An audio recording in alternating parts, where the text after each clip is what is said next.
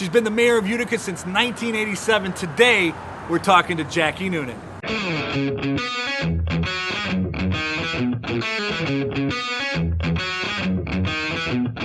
Thank you for your service, first and foremost. I mean, it's been almost 30 years. What are your thoughts going out of office? I thoroughly enjoyed my jobs, both teaching and being the mayor and CEO of the City of Utica. Very few people, I think, can look back and say that the choices they've made in their life have led to complete satisfaction and fulfillment. And to be very honest, that's how I feel right now. Very fulfilled, very excited about looking back proudly and moving ahead. I want to go back to the first time you ran for mayor. Do you remember why you ran and what you wanted to accomplish? We were nearing the end of the 20th century, and I felt like our wonderful little city government was not up to par. It needed to be doing much more. Doing a needs assessment in 1987 when I was elected mayor, I literally did have a list in my head of things that needed to be done. My litany of improvements began with day one that I took office, January 1 of 1988. What are some of your proudest accomplishments, and walk me through some of your highlights from when you took over? Probably the most substantial was the widening of Van Dyke, the $8 million project, of which the City of Utica only had to spend 1/16, $500,000. Creating the Downtown Development Authority, the streetscape, Memorial Park, our hike and bike trail, and most recently the addition of Jimmy John's Stadium. I really think that overall I was able to shepherd the city through 29 years of improvements. To navigate yourself through like an old boys type of political system, what was that like?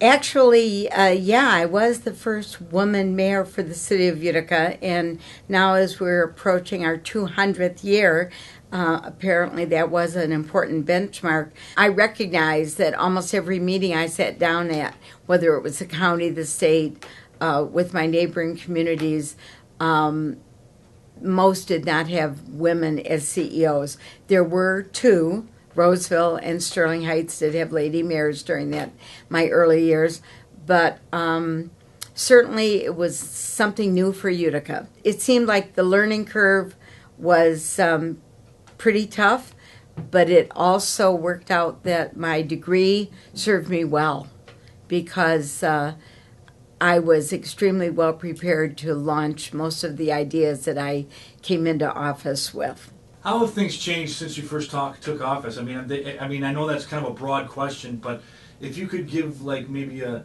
Cliff Note answer on where you started politically and how things are different now in the landscape, because government does play a bigger role in our lives than it used to. Well, just physically, the city offices had one computer that was used for payroll, and the police had their lean machine that was used having to do mostly with criminal and traffic complaints.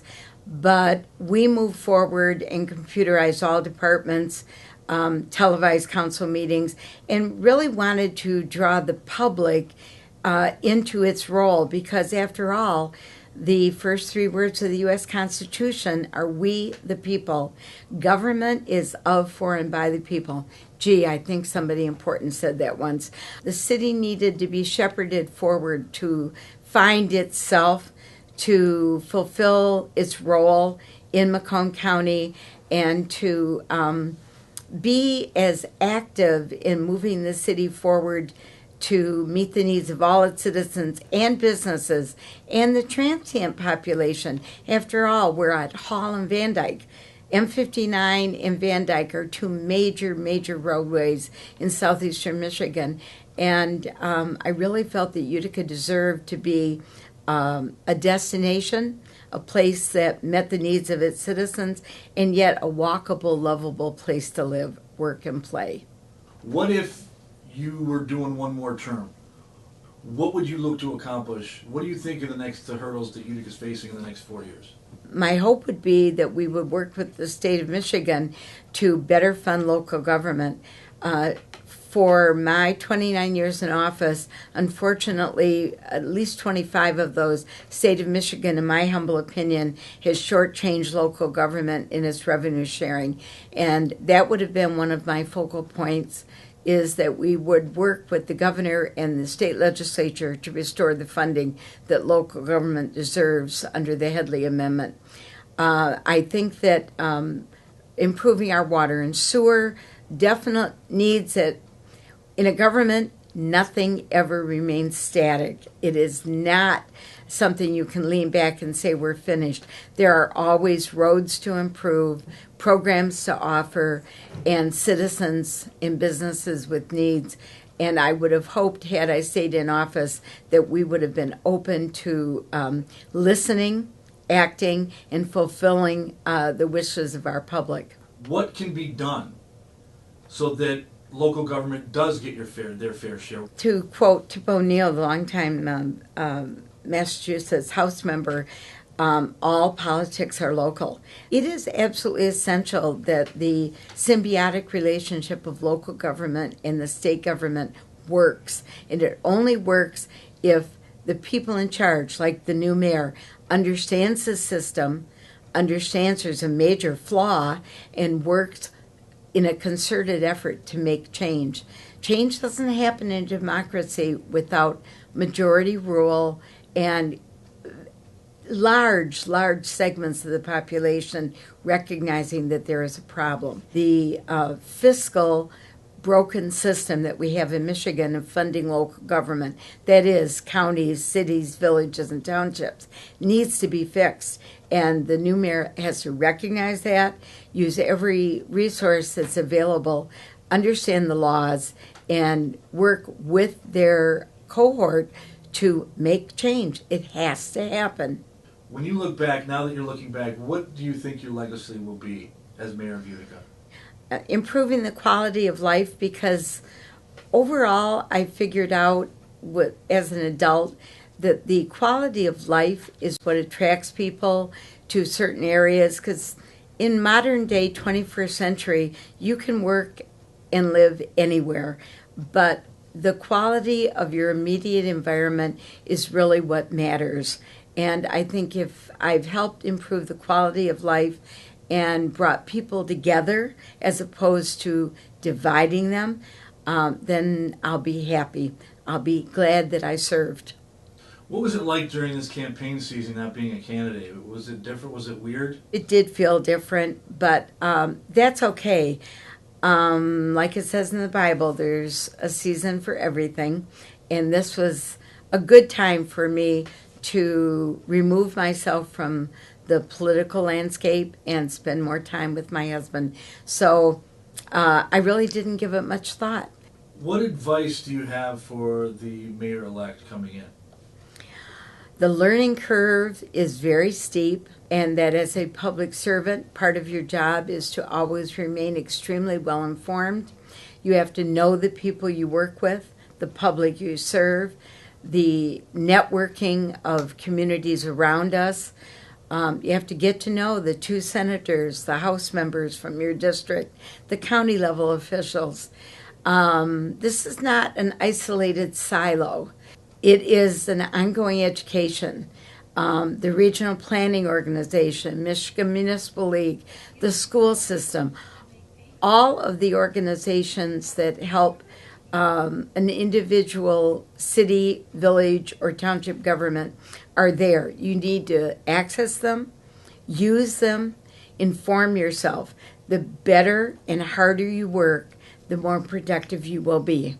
As a citizen now, what is your opinion about how the media shapes the political landscape? I really think social media played a bigger role in this election than it ever has in the past. Unfortunately, I'm afraid there is a lot of fake news out there.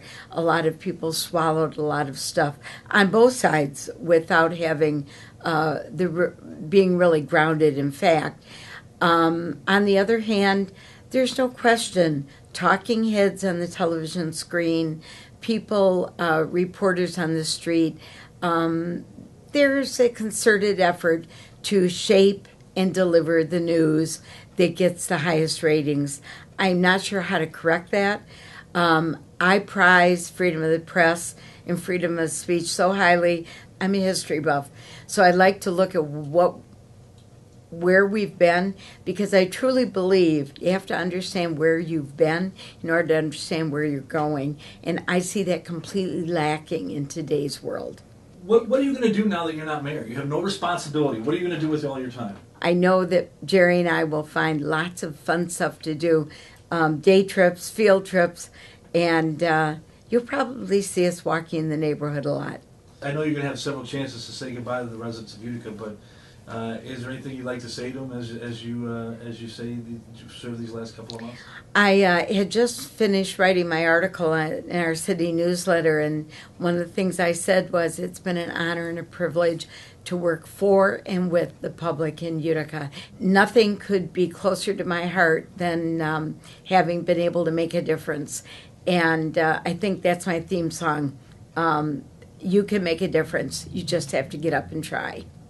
Mayor, thank you for your time. Thank you. If you want to see the entire interview I did with Mayor Noonan, click the link below. And if you like this vlog, please comment, like, and share.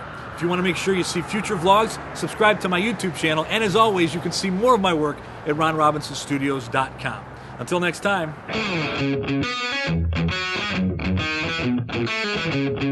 What have been your thoughts of this whole political national landscape? I mean, to me, it's mad. We've had elections before where it was sort of throw the bums out, but the reality is if people are really reaching out, doing a good job, they often do get reelected or elected for the first time if they've served in other levels. I'm not quite sure, but obviously at the federal level, the government needs to think long and hard about what they're doing, what they have done, and what remains to be done, and how they can best meet the needs of their electorate.